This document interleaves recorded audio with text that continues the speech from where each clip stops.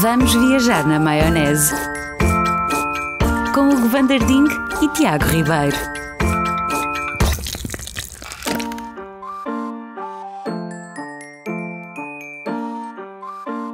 Olá amiguinhos e amigões, sejam bem-vindos a mais um Vamos Viajar na Maionese. Episódios semanais sempre aos domingos e sempre com uma história que vos vai valer uma semana inteira. É verdade. Como é que estás, Hugo Van der Ding? Estou ótimo. E tu como é que tu estás? Awesome.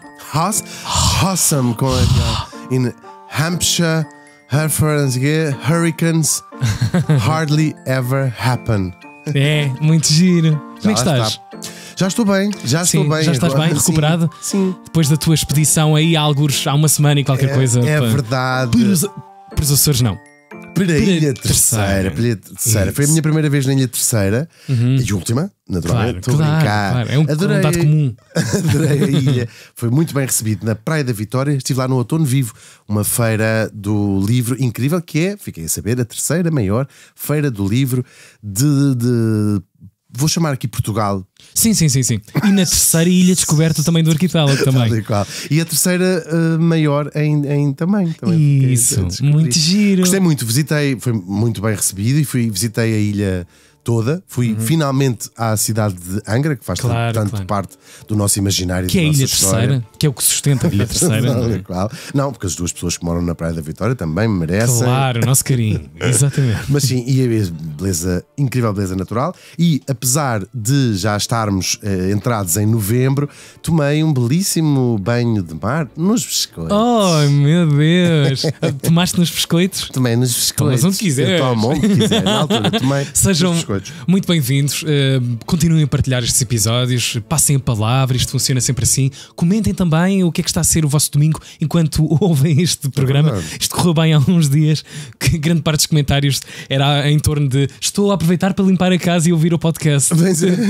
Uma enxurrada, eu próprio não estava a perceber porque é que estavam a responder isso. Estavam a passar ferro, estavam a fazer várias coisas. Nós somos um podcast que dá para fazer tudo. Exatamente. Até se, como tem aquelas musicazinhas de fundo que o Tiago põe. Pois. Dá para estar. É uma cena, um clima. Olha, temos um programa com um bom clima hoje. Ou mau temperamento, não sei. Temos um programa com um espírito revolucionário. Uau. Revolucionário. Isso. Nós estamos aí para o ar. Muito próximo de uma data histórica em Portugal, o 25 de novembro, que de repente, depois de um certo adormecimento de décadas, voltou à conversa política. Sabemos, tem sido usado de certa forma, instrumentalizada. Sim. E por isso resolvemos contar a história do 25 de novembro. Não é missão fácil, mas se fosse fácil, não era para nós. Claro, morria numa página de Wikipédia e não neste podcast necessariamente. Vamos ter que citar o presidente Kenny, um dos nossos presidentes americanos, Kenny Rogers, que disse: escolhemos ir à Lua não porque fosse fácil, mas por ser difícil. E foram ou não foram? Foram, sim senhor. O próprio presidente Kenny é que já não assistiu porque 6 anos antes tinha desistido em Dallas. Em Dallas. Gravíssimo. Um dia podemos contar também aqui esta história. É muito triste, não contes. Agora mas também... acho que ele morreu. O presidente Kenny. Sim. Agora já morreu toda a gente. E aquilo foi uma mangueirada de sangue. Aquilo foi muito triste mesmo. Muito triste. Não contes. Não vou contar. Guarda isso para depois. Olha, não vou contar. Deixa-me cá ver se eu estou maluco. Eu acho que faz anos precisamente no dia que está a sair este episódio, 21 de novembro. Mas é por aqui. Não, deixa estar. Portanto, vamos mudar de tema, o 25 de novembro, que se...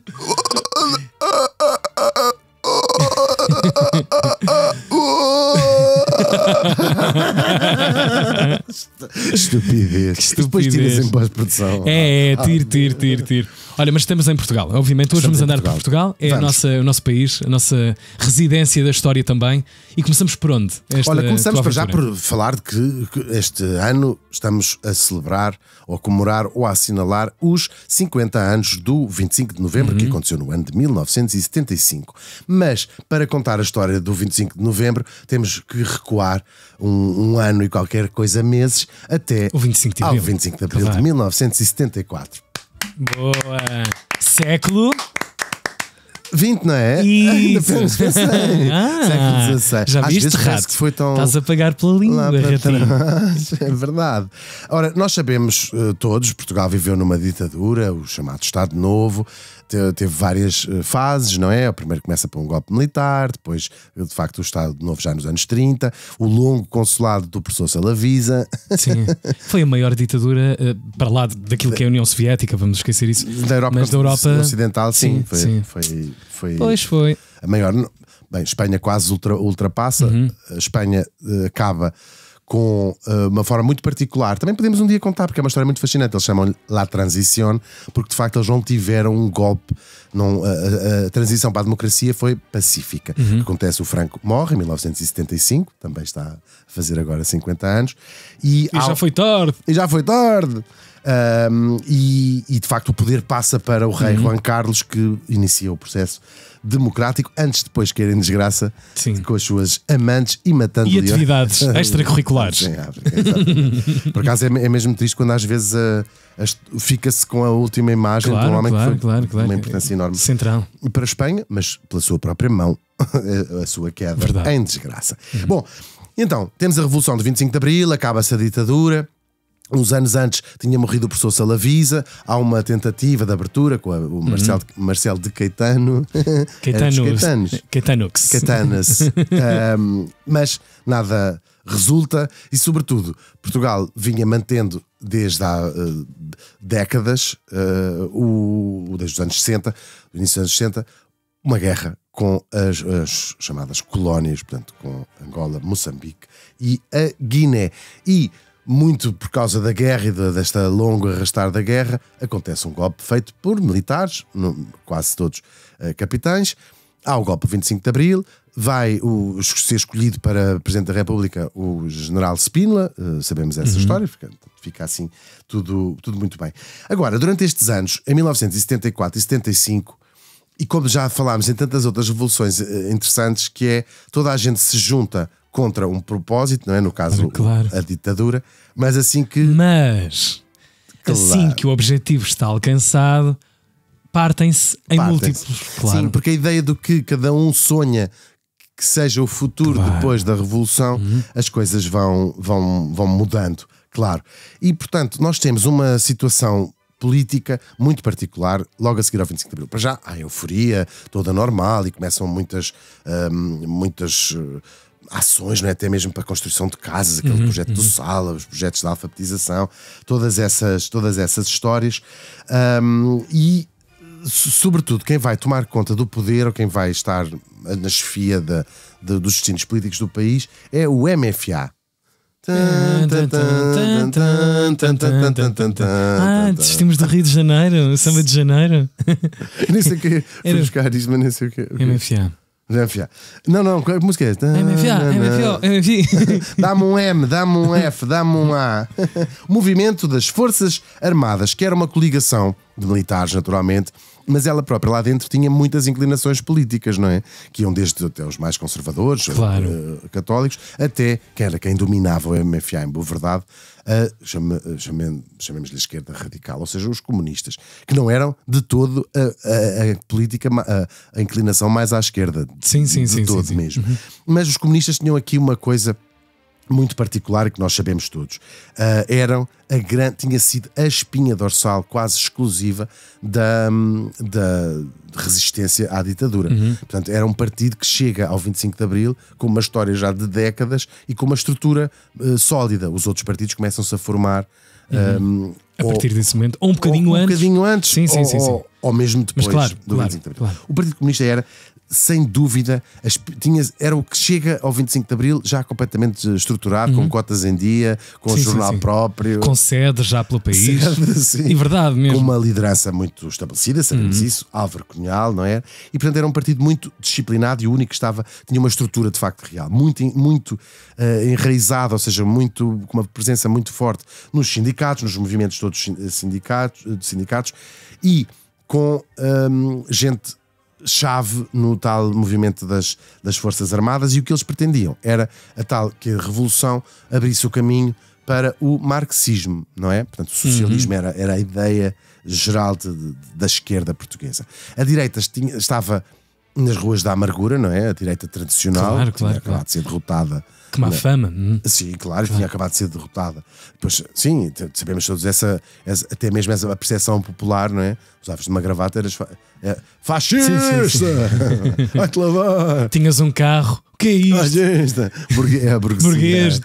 Este carro é nosso. Mas era, sim, não era muito longe da verdade. Depois tínhamos, no outro espectro, continuando na esquerda, o Partido Socialista do Mário Soares, não é? Que aliás estava exilado quando se deu o 25 de Abril, e o que defendia, porque os grandes protagonistas em termos políticos do 25 de Novembro são de facto estas duas forças, o Partido Comunista por um lado e o Partido Socialista por outro. Portanto, Álvaro Cunhal contra Mário Soares, até toda a gente já viu aquele debate, e nós já fizemos até um programa sobre esse debate do olho que não, Soutor, diz o Álvaro Cunhal. Em 1975 tinha havido eleições legislativas. E quem tinha As primeiras em democracia. sim, são as primeiras em democracia. E quem tinha ganhado as eleições tinha sido o Partido Socialista, por uma grande margem. Há aqui até é um desaire do Partido Comunista quando se confronta com a realidade do país. Pouco poder, pouco apoio popular que tinha, que não imaginava que fosse tão pouco. Só que, e depois tínhamos o segundo partido mais votado, chamava-se na altura PPD, de Sá Carneiro, claro, mas eles tinham ficado. Isto é a Assembleia Constituinte, aliás, não é as eleições legislativas, é a Assembleia Constituinte que eram as eleições. Os governos, nesta altura, eram indicados, não é? Chamados governos provisórios. Isto é para a Assembleia Constituinte. Portanto, em 1975 fazem umas eleições para eleger um Parlamento que há de construir, que há de descrever a Constituição da República, que vai ser aprovada em 1976. Só que, rapidamente, os partidos percebem que, independentemente dos votos que tinham, quem estava de facto a controlar o país eram os militares, não é? Portanto, esta ideia o PS teve mais votos, a seguir o PPD, depois também havia o CDS, como menos expressão, que era fundado por Freitas do Amaral, o Dinamarca da Costa, etc. É quase aquela ideia de está bem, vocês estão aí. Tal e qual. Mas o gatekeeping disto continua a estar nas mãos dos militares. Sim. Que trouxeram, na verdade, isto até aqui. E cuja representação lá dentro não coincidia com a vontade popular neste sentido. Porque imagina-se, o PC era a terceira força mais votada para a Assembleia Constituinte, mas no MFA tinha mais membros, portanto a inclinação era mais para este sentido. E portanto, claro, esta ideia de quase uma torre de Babel de muitos movimentos, muitos partidos, nós para além destes três que são os mais conhecidos, até porque são os que nos chegaram na nossa história democrática, tínhamos à esquerda do PC muitos outros movimentos, desde maoístas, trotskistas, socialistas, não é? Mas depois também no outro lado do espectro havia os tais católicos moderados, enfim, era uma manta de retalhos muito grande. Muitas subdivisões. Muitas subdivisões, claro. E, claro, isto ia dar mal, não é? Acho que era bom de ver. E dentro do próprio movimento das Forças Armadas havia de facto essa divisão entre os que queriam uma transição democrática para o poder civil, não é?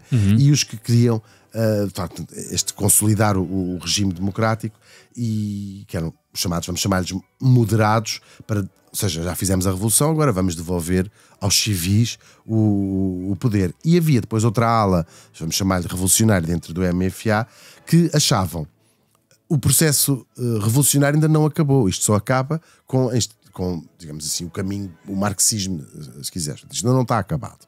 O que é preciso é concluir o 25 de Abril, não é agora a meio, na sua cabeça, a meio, passarmos isto para a democracia pluripartidária. E ainda penso numa coisa, que é quão estafada estava a própria sociedade para acolher estas divisões e essa fricção toda continuada. Já estavam cansados. As pessoas estavam fartas. Claro, sim, óbvio. Sim. Eu só me estou a pôr nesse lugar. Não sei se estava toda a gente farta. Havia muita gente que estava empolgada com esta história toda. E as pessoas estavam engajadas politicamente. Estavam muito. E aqui vamos falar disso ao longo de quando estivermos aqui a falar disso. O país estava de facto partido em dois, e à medida que vai avançando o ano de 1975, é tão notória essa divisão é tão notória essa divisão que quase há uma fronteira, no caso em Rio Maior, que era quase passar os passaportes de um lado para o outro. Isto vai ser incrível. Ou seja, o Norte, sem qualquer quase praticamente penetração nenhuma do Partido Comunista, portanto, toda a gente, ou do lado do CDS, mais a norte, ou do PPD, portanto, vamos dizer, de direita, e do sul do Tejo para baixo, ou seja, de Rio Maior para baixo, o Partido Comunista com uma implantação gigantesca, como nós sabemos, quer na cintura operária à volta de Lisboa, quer no Alentejo, portanto, praticamente exclusivo. Até há tão pouco tempo. Até há tão pouco tempo. O único partido nesta altura que tinha implantação verdadeiramente, e ninguém votava no PPD, nem podias lá ir praticamente, não é?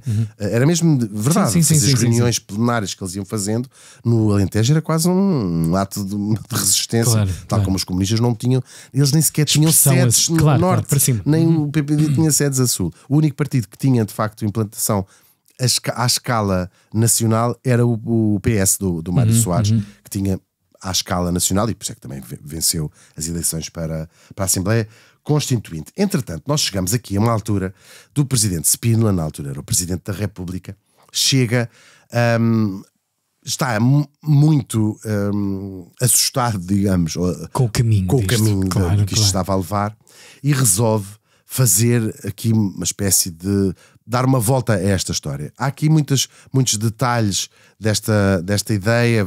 Já toda a gente se calhar ouviu falar deste célebre A Matança da Páscoa, que havia uma suposta lista com muitos nomes, etc.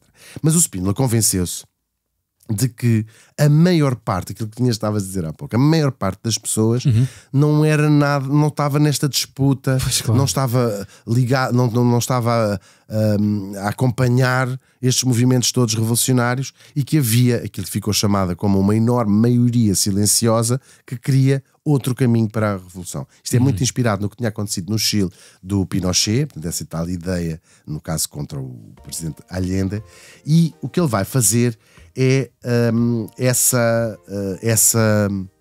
vai convocar uma manifestação da maioria silenciosa. E há uma espécie de um golpe, é um golpe sim, do Spínola, a 11 de março de 1975, o famoso 11 de março. A vantagem disto... Isto é uma matriosca, não é? Estamos a abrir um e vem mais um lá dentro. São sempre a própria data. A que dia calha o 25 de Abril? Foi a 25 de Abril. Muito giro, muito giro. Olha, e continuamos a explorar esse 25 de Novembro. Para já uma pequena pausa para as palavras do nosso patrocinador. E agora, umas palavras do nosso patrocinador. Hugo, emprestas-me as chaves do teu carro? Até o teu carro? Vendi-o para continuar a jogar. Mas agora ando muito mais a pé. Os jogos da Bacana Play são de facto muito divertidos. Opá, são mesmo divertidos. Mas não se esqueçam que devem usá-los apenas como divertimento. Por isso, joguem com responsabilidade. Foram as palavras do nosso patrocinador. Sejam bem-vindos à segunda parte deste Vamos Viajar na Maionese. Hugo van der Ding, estamos a fazer uma viagem, até porque se está aí a chegar a cumprir mais um 25 de Novembro, efetivamente uma data redonda, 50 anos do 25 de Novembro, e estamos a explorar um bocadinho essa data e esse Portugal que estava em ebulição completamente. Claro. Sim. E à medida que vamos avançando no ano de 1975, as coisas vão cada vez piorando mais. Eu no meio imaginário sempre tive relacionado o 25 de Novembro com uma espécie de vaga quase que imparável de nacionalizações, de algumas perseguições também. Ou seja, imaginei sempre isso do ponto de vista financeiro e económico. Nunca atribuí necessariamente a uma hecatombe política interna dentro do sistema. Sabes uma coisa? O próprio... ir preparar o episódio sobre o 25 de Novembro é ir mergulhar numa história que a maior parte de nós não conhece. Eu próprio não tinha muito. Temos assim umas ideias vagas. Claro. E não vens de lá, por mais livros que leias, por mais testemunhos que ouças, e há muitos e bons podcasts que entrevistam e falam, sobretudo agora que estamos a comemorar os 25 anos, quer do 25 de Abril do ano passado, quer agora. Muitos intervenientes que ainda são vivos e que deram os seus testemunhos, mas nunca vens de lá com uma resposta definitiva. É de facto um período muito nebuloso da história. Se calhar ainda demasiado perto para podermos ter esses. Ou seja, quando digo demasiado perto, são 50 anos, mas cujas consequências e os protagonistas continuam vivos agora. Ainda estão abertas, claro. Nós vivemos num regime que sai de tudo isto e, portanto, é difícil termos essa limpeza histórica. Mas vamos trazendo aqui, até para reflexões, alguns pontos chaves que nós sabemos que existiram. Nós temos, portanto, ainda no final de 74, em setembro, a tal manifestação da maioria silenciosa, convocação, que o MFA proíbe à última hora, com medo de desacatos, e aí já é uma grande machadada no poder do Spínola, essa manifestação, porque ele achava, agora veio o país todo para a rua e o MFA vai perceber que o país não está com o MFA. Essa manifestação é cancelada, é proibida. O Spínola fica chateadíssimo. Imagina. Claro. Não, mas retirado também, é-lhe retirado um poder, não é? Naturalmente, claro. É destituído da sua própria função. Tal e qual. Mas ele vai fazer uma última tentativa a 11 de março, uma espécie de um golpe militar, sim, para digamos, travar o caos em que ele achava que a Revolução tinha entrado. Era um plano muito simples, eram com tropas paraquedistas, iam tomar Lisboa, não é? E o objetivo era forçar o MFA a ceder. Só que era uma operação mal preparada, as lealdades em relação ao Spínola também não eram shaky e, portanto, tiraram-lhe, digamos assim, o papel. O Spínola percebeu que o golpe tinha corrido mal e vai fugir para a Espanha num helicóptero, e é o fim. E viva a Espanha! Mais um! Mas já se chamava Spínola. Pois, já estava enquadrado. Só que, claro, isto é o 11 de março de 75 e digamos o falhanço do Spínola, que depois vai se organizar em Espanha. Há muitas figuras da direita, quer empresários, mas quer figuras políticas da direita, que se refugiam em Espanha, e Espanha vai se tornar um foco de resistência. Um centro de operações quase também à distância, não é? Operações da direita, claro. Não só da direita, mas também da extrema-direita, que vai, com o apoio também do Spínola, tentar destabilizar e fazerem bem durante este ano de 75, com atentados e com mortos e tudo mais. Do lado da extrema-direita, muito vamos imaginar o Spínola e os seus apoiantes, e depois também cá, em Portugal, a extrema-esquerda. Isto vai ser mesmo um puté do senhor Alfredo no outro. É a designação técnica dos grandes manuais de ciência política. Sim. Mas a queda do Spínola a 11 de março vai ser aquilo que tu estavas precisamente a falar há pouco. Okay. Tal e qual. O primeiro-ministro na altura chamava-se Vasco Gonçalves. Conheço bem o Vasco Gonçalves, e a propósito deste fracasso do golpe do 11 de março, vai começar em Barda as tais nacionalizações, a indústria, a banca, os seguros, portanto, toda a economia, a espinha dorsal da economia portuguesa vai ser nacionalizada, mas os transportes, a energia, enfim, tudo o que consigas imaginar, o tecido, a economia portuguesa. Caos, não é? É virar do avesso toda a lógica. Toda a lógica da sociedade, não é? Da operação da sociedade. Claro, porque estávamos a caminhar para outro tipo de sociedade. Mas não é a única coisa, porque isto tem implicações políticas e militares gigantescas. Aparece aqui o Copcon, já tinha sido fundado pelo Hotel Sarava de Carvalho. Parece um nome de um gelado, continua a aparecer. Sim, continua a aparecer. Que é Copcon. Não, que é Copcon de quê? Copcon. Mas tens que perguntar se é Copcon. São duas escolhas. Copcon. Sim, limão. Gosto mais de Copcon, Matilde. Ela gosta de copo. Con. Muito bem. Eu gosto-me, comes a bolacha. Sim, as pessoas que gostam de con é porque são mais fonas. Eu acho que é o contrário. Não é. São mais fonas porque dizem assim para consigo: desculpa, eu paguei por isto, eu quero comer até o fim. E o copo não comes. É isso que eu estou a dizer. Mas eu gosto de copo. Sim, fonas, tens razão. Sim, vocês é que são fonas. Tu, que és muito agarrado ao dinheiro, devias pensar: eu quero con. Con como todo. Agora o copo, vou comer o copo. Pois, um desperdício. Só se usas o copo depois para. Paguei por isto. Bebias café em casa. Que pobreza franciscana. Pronto, e o 11 de março temos as nacionalizações e temos aqui muito esta parte do Copcon e do Hotel Sarava de Carvalho, com mandatos, quase cheques em branco, para fazer prisões. Começa mesmo aqui a haver um período mesmo complexo. Muita gente é presa para averiguações.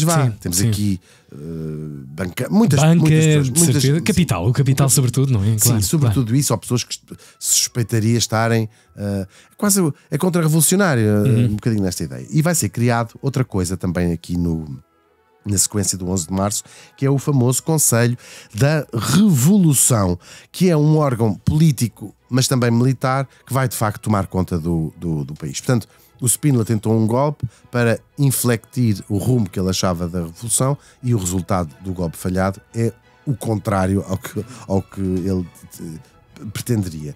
E é assim que vai ganhando ou seja, fortaleceu a ala contrária, naturalmente. E é a partir daqui, sobretudo a partir de março de 65, que o país se vai dividir verdadeiramente, porque tinha ficado muito à mostra essas duas fações, e vai o país de facto se dividir.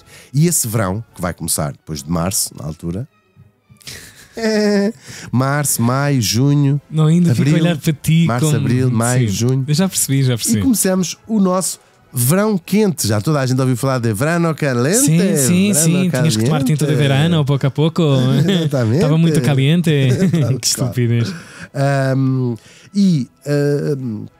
De facto, imaginamos um país muito fascinante, de certa maneira, assim, e empolgante esta Ai, achas? atitude. Está-me a cansar tanto isto. É muito, não é? Parece que não sedimenta, é a terra que não seca. Estás a ver? Por outro lado, depois de uma ditadura tão longa, devia ser muito Por isso emocionante. mesmo, Devia ser muito emocionante. Definam-se. Deixem-nos descansar. Deixem, por favor. Mas eu acho que devia ser muito emocionante as pessoas estarem muito ligadas à política, as pessoas queriam engajadas, saber, sim, muito, claro. Muito.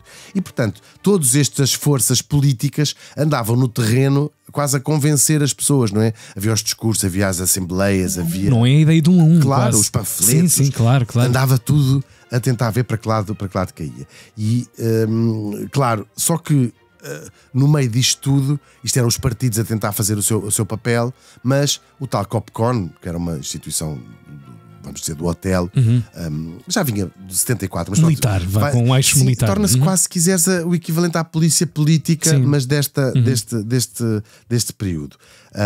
E temos muitas as ideias das fábricas ocupadas, da ocupação de terras, enfim, um período mesmo muito complicado ali no verão. Estava a fazer falta num episódio do Maionese, um período muito complicado da história de Portugal. Tal e qual. E portanto, o que é que já temos aqui? Temos o Copcon em polícia política. E a correr de mal. Sim. Temos o país completamente dividido, um norte mais católico, mais bem, sim, de uma matriz mais de direita. Mais temos dinheiro. O sul. A norte, tendencialmente. Sim, muito conservador, um país sobretudo muito conservador, mas é verdade, também tinham sido muito menos castigados, se quiseres, durante a ditadura do que o Alentejo em particular, não é? Castigado no sentido económico. Sim, claro. Sabemos isso, claro. Depois ainda se põe a extrema-direita, que está reorganizada a partir do exílio, sobretudo em Espanha, com o ELP, o MDLP, sabemos esses movimentos de extrema-direita, bombas, panfletos, destruição de sedes de partidos de extrema-esquerda, a extrema-esquerda também a fazer os seus atentados, enfim, era o mesmo.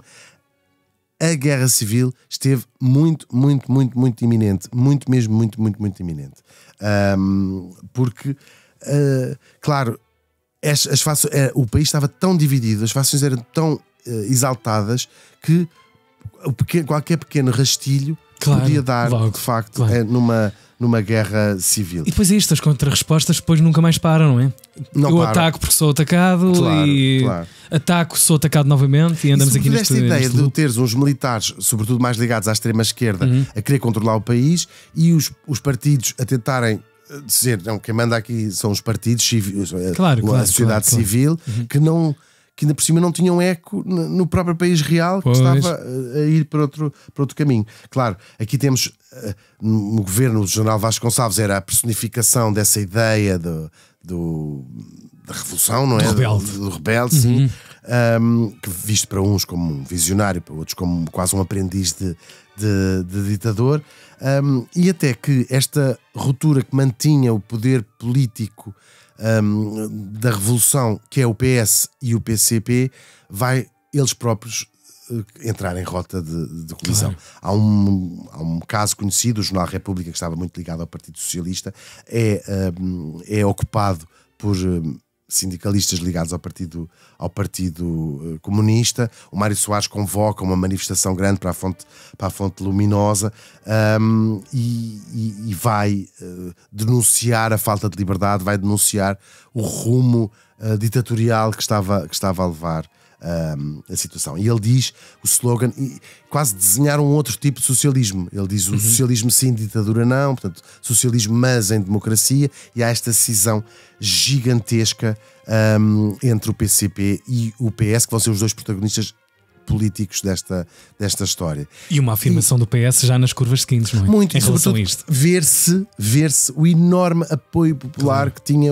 esta vertente e esta figura socialista, do Mário Soares, claro. Do Mário Soares, claro. Entretanto, por causa destas pressões e por causa das manifestações do Mário Soares e do Partido Socialista, o governo do Vasconcelos acaba por cair, mesmo já no rescaldo do verão quente, em setembro, mas isto não foi o ponto final nesta história, não foi isso que trouxe a paz, porque o movimento das forças armadas vai quase endurecer-se ainda mais. O PCP fica completamente isolado e o MFA vai ver no Partido Socialista o seu grande alvo, claro. Pelo menos a ala revolucionária, claro. E então, rapidamente se desenrolam uma data de acontecimentos. Supostamente um sindicato de trabalhadores até da construção civil cerca o Parlamento, já também ouvimos falar disto, onde estava lá dentro a escrever a Constituição. Cercam também o Palácio de São Bento, onde morava o então Primeiro-Ministro Pinheiro de Azevedo, e durante umas horas lá fica toda a gente presa lá dentro da Assembleia. O Pinheiro de Azevedo, que era o Primeiro-Ministro, como disse, faz umas declarações à saída que é: fui raptado, nunca viste isso. Raptaram-me. Tal e qual. Chateia-me, pá, não gosto de ser raptado. Chateia-me. Estás a ver? Está um bocadinho alinhado comigo também. Parem com isto. Sim, deixem-me em paz. Larguem-me da mão. Deslarguem-me da mão. Como bom português fala. Tal e qual. E pronto. Só que era quase evidente que este tal pré, que não é o processo revolucionário em curso, estava a morrer. Estava. Claro. Sem eco já não há. Claro. Tal e qual.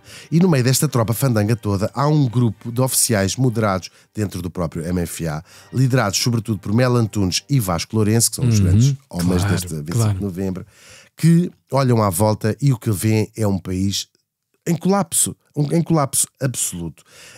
Eles percebem o pré, que já não é a revolução em curso, isto é uma revolução é o pré que sim.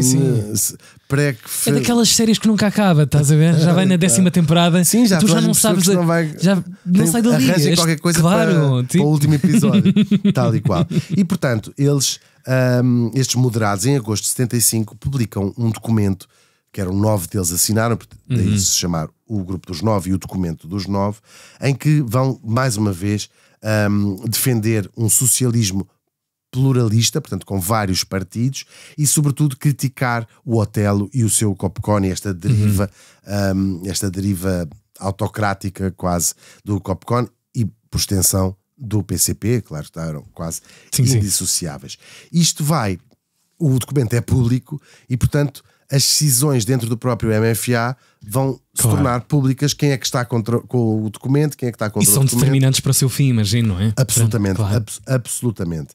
Portanto, havia o Otelo e os seus aliados viam aquilo é uma traição ao próprio MFA, e os moderados começaram a ganhar força coragem e voz para falar, claro. tal e qual. E portanto, a partir daí, o MFA vai ser um campo minado, porque dentro da própria estrutura militar e dos próprios militares e dos próprios quartéis e das próprias organização militar se vai dividindo entre os, vamos chamar, os radicais e os moderados. E portanto abre-se aqui essa lição. Até que eles vão começar, o tal Grupo dos 9, liderado pelo Melo Antunes e Vasco Lourenço, um plano de um golpe militar para pôr fim àquela brincadeira para um plano de contingência, não é bem um golpe, eles estão um plano de contingência, ou seja, eles vão até ao contrário de um golpe, o que eles vão é começar a criar um plano de emergência para o caso do grupo mais radicalizado do MFA tentar um golpe que desse cabo do caminho mais democrático. Perfeitamente. E eles tinham já um plano na manga para, se eles tentarem, nós temos uma resposta a dar. E organizada. Tal e qual, uma resposta para esmagar qualquer tentativa radical. É que estamos a falar de operacionais técnicos também, pessoas que vivem de uma técnica sempre Sim. prevista de tudo o que estão a fazer, não é? E no fundo também estamos a falar de sonhos de pessoas que tinham conceitos dentro da cabeça, voltando um bocadinho ao início da história. Isto não é bem a visão do bom e do mal da coisa, são só sonhos, visões diferentes, sim, que estão a colidir uns com os outros, e muito às vezes. Sim, podemos dizer que os mais radicais, ou até, ou que seja, do movimento das Forças Armadas, podiam dizer: não, nós tínhamos um sonho de uma sociedade marxista, seja o que for, e arriscamos muito para estar aqui e conseguir isto. E eventualmente até a própria visão do que foi o 25 de Abril para cada um podia ser diferente. Não nos esquecemos. Nós estamos aqui a chamar radical ao hotel, e de facto depois também muito ligado a terrorismo sim, e tudo mais. Mas ele é um dos grandes homens do 25 de Abril, portanto, do início da história democrática. Essa dualidade, figuras, essas coisas. Naturalmente. Temos que ver uma coisa: estes golpes e contragolpes, não estamos a falar de militares que estivessem a jogar bridge. Esta gente toda vinha de uma guerra colonial. Isto era gente operativa, não é? Eram gente que estavam habituados de facto à guerra, às suas funções de militares. E portanto, com este desenhar de uma defesa contra um possível golpe, começa-se a desenhar de facto o 25 de novembro, que começa na noite de 24 de novembro de 1975. O país lá vai adormecer. Que era noite de 24 de novembro. Sim, lua cheia. Apareceu um lobisomem. Oi, sou eu. Está tudo bem? Tá. Como é que vocês estão? Vai ficar melhor ainda. Vai, peraí. E de facto, já havia rumores que isto podia acontecer, mas aconteceu mesmo. Na base aérea de Tancos há uns paraquedistas influenciados pela ala mais radical do MFA que resolve sair de lá para tentar tomar outras bases aéreas. São vários, na OTA, Montijo, mas também perto. Tomar onde? Tomaram dentro deles próprios e até em Monsanto. Agora, aqui, eles têm uma desculpa, que é umas coisas, inventaram lá uma desculpa qualquer para vir, uns motivos quase pessoais, mas claro, obviamente isto é um gesto político. Agora, a ideia é, por mais que procurem em todo o lado, nunca vão encontrar quem é que deu as ordens para isto acontecer. Supostamente foi um grupo de militares. Claro. Não se encontra. O Otelo, de algumas entrevistas, dizia que tinha sido ele, noutras entrevistas dizia que não. Os historiadores não se entendem sobre quem é que deu a ordem para isto acontecer. O que acontece? Os paraquedistas lá saem de Tancos para tomar as bases aéreas, no fundo tal golpe inspirado pelos mais radicais do MFA. Do lado dos moderados, estamos aqui a chamar-lhes moderados, esse grupo dos 9 vai escolher um homem, o general Ramalhianes, para liderar a resposta do tal Conselho da Revolução. A primeira coisa que eles fazem no Conselho da Revolução é o tal Vasco Lourenço vai ser o comandante da região militar de Lisboa, que vai substituir o Otelo de Saraiva de Carvalho. Portanto, rapidamente eles vão dar a volta a esta tentativa de mudar as peças, não é? Mudar as peças, tal e qual. Nós sabemos, o Ianes tem o seu posto de comando na Amadora, nos comandos da Amadora, com o apoio do Jaime Neves, que era quem era o comandante, vai lá dos comandos. E começam rapidamente, eles próprios, numa resposta ao tal tentativa de golpe, a mexer as suas peças todas e a cercar tudo aquilo que podia ser os focos de resistência. Atacável. Uau. Claro. Portanto, há tanques na rua, há barricadas, há quase uma guerra, pode ser uma guerra, não se sabe para que lado isto vai pender. Outra vez. Já vi este filme. Tal e qual. Eu não sei se aquilo até não foi um suspirado alívio, porque não se vinha de um 25 de Abril, calma, 25 de Novembro, vinha-se 25 de Abril, agitação, descalabro, e agora chegámos ao 25 de Novembro. Claro, tal como no 25 de Abril, um dos grandes símbolos de tomada do poder aqui era a RTP, de facto, quem tomasse a RTP estava em controle da situação.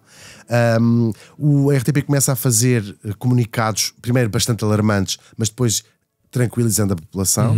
Eles levam, as emissões começam a ser transmitidas a partir do Porto, para evitar que Lisboa fosse tomada e conseguissem transmitir o que é que fosse. Muito interessante esta transmissão a partir do sim, Porto. Mudança de planos, não é? Para não perder nunca Exatamente. O canal de comunicação. O canal de comunicação, tal e qual. E depois, aqui dá-se um momento. Tudo no 25 de novembro é assim muito nebuloso, não é? Na altura, o presidente era o presidente Costa Gomes, portanto, ainda um militar, e ele próprio fica entre vamos negociar estas duas partes, vamos esmagar a revolta, o que é que se faz aqui? E então, para ele, ele não queria o confronto aberto, porque era uma guerra, era o início de uma guerra, mas também percebeu, não sei se dá muito bem para fazer estas negociações, e tem aqui um gesto bastante inteligente. Chama o hotel a Belém e o hotel fica refém. Sim, ficou lá. E portanto, o hotel rapidamente se desmarca do golpe inicial e não dá ordens diretas, há ali uma indecisão, e esta indecisão vai ser absolutamente fatal para os golpistas que não têm grande orientação, perderam, né? Tal e qual. Claro.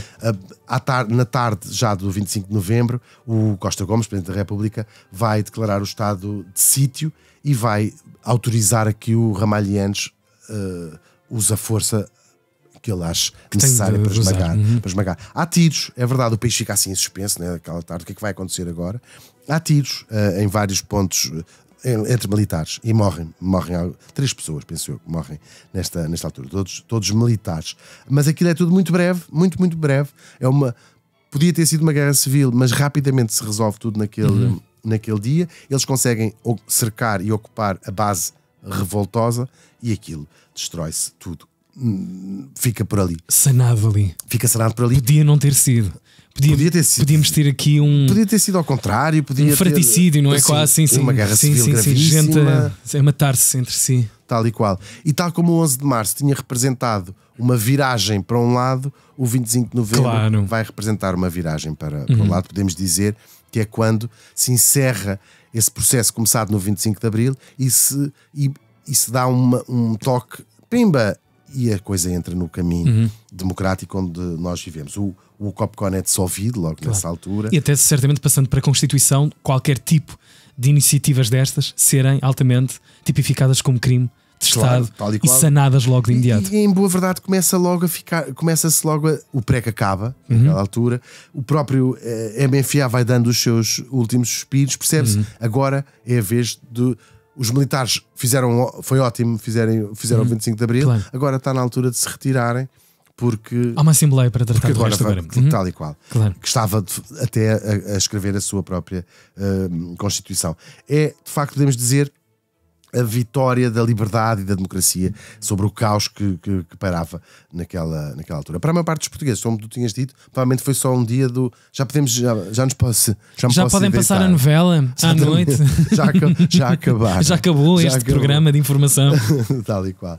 Depois, o processo que começa no 25 de novembro, o Copcom é de facto desmantelado, mas podemos dizer que se quis fechar como deve ser, ou seja, não há purgas, não há prisões, não há essas coisas, e vai consolidar de facto o poder, o regime não só democrático, mas também quando os partidos tomam a dianteira do processo. Portanto, o que é que nós temos? Nem foi o PS, nem o PCP, apesar de eles representarem estas forças, é uma coisa entre militares, é uma história entre militares, de uma ala mais radical e de uma ala mais moderada, que acaba por ter um impacto gigantesco na vida de todos os partidos. E é quase aquela ideia final do país apertar os últimos parafusos, não é? Para entrar num novo ciclo. Sim, tal e qual. E falámos disso muitas vezes ao longo do Vamos Todos Morrer, deste nosso maionese, que é a ideia de que nada começa naquela data. A Revolução Francesa não começou naquele dia. O 25 de Abril é só um início de uma coisa, e percebemos claramente que isto faz parte de um PEC muito mais alargado. O 25 de Abril é também isto. Isto também é a escada da democracia que o país não conhecia. E sobretudo, e por isso é que é muito preocupante até a utilização política destas datas, porque no fundo aqui eu acho que se tenta criar uma ideia de... 25 de novembro, quase a ideia foi uma vitória da direita democrática contra a esquerda, que é uma coisa muito errada. Isto é um movimento de militares com militares, claro. E que tem, ou seja, quem ganhou o 25 de novembro, se quisermos pôr as coisas de maneira mais simplista, são os partidos democráticos. Óbvio. O PS, o PSD e o CDS também, estes eram os partidos basicamente na altura, que não participando ganharam também, porque foi o regime democrático. E foi a sua possibilidade de agirem Tal e depois qual. de seguirem o seu caminho. E ainda que em termos políticos o grande derrotado tenha sido o PCP nesta questão, estando associado aos radicais e ao Álvaro Cunhal, não deixa de também terem ganhado o PCP democrático, que já está na Assembleia desde esta altura e até hoje não tentaram mais nenhum golpe, não tentaram um golpe de Estado. Portanto, são estes partidos da democracia que ganharam todos no 25 de novembro. O que ganhou, em boa verdade, é a democracia, ou esta ideia deste sistema democrático. Portanto, é uma data com bastante importância, que fecha esse processo, se quisermos, mas esta conversa da substituição do 25 de novembro do 25 de abril é só uma cortina de fumo. Sim, e uma de facto, o 25 extrapolação imensa. de novembro é o início do processo democrático, o dia inicial inteiro e limpo, não é? Como lhe chamou a Sofia de Melbrenner. Espero ter contado mais ou menos. Isto é muito confuso. É muito confuso. É muito. Percebeste alguma coisa? Eu percebi. Eu tive muita dificuldade em perceber. Sobretudo trouxeste à luz alguns protagonistas que pululam no nosso imaginário. Sim. Centraste, localizaste alguns deles. E é provável que alguma coisinha ou outra não esteja completamente correta naquilo que eu disse, porque é um período muito difícil, sobretudo para contar assim em pouco tempo. Mas já ficámos com umas luzes mais ou menos sobre o que terá acontecido antes, depois e durante o 25 de novembro. Mas dá para desejar um feliz 25 de novembro, está quase a chegar. Hoje é dia 25 de novembro, cantam as nossas almas. Zé Baralho, é isso. Foi mais um Vamos Viajar na Maionese, episódio desta semana, com a força de produção na produção, o apoio dos nossos amigos da Bacana Play. E agora o que tu vais dizer? Sim, vou dizer que se quiserem aprofundar um bocadinho mais isto, há recomendações? Há recomendações. Eu escrevi um resumo desta história que contámos aqui hoje para a Divergente. Divergente é um incrível projeto que tem uma revista online, mesmo incrível, onde tem muitos artigos. O site da Divergente é a Divergente. Está bem. Não, mas eu posso dizer qual é que é, por acaso até sei, que é divergente.pt. Uau! Tive que ir ver, mas às vezes há moção.com, moção.pt. Mas procurem, claro, naturalmente. Muito interessante. Podem ver este e muitos outros artigos, seguramente. Vídeo da Matilde Calado, a banda sonora do Noise Earth, a locução da Mia Tomé. Regressamos na próxima semana. Hugo Vanderdiga! A minha. Vamos viajar na maionese com Hugo Vanderding e Tiago Ribeiro.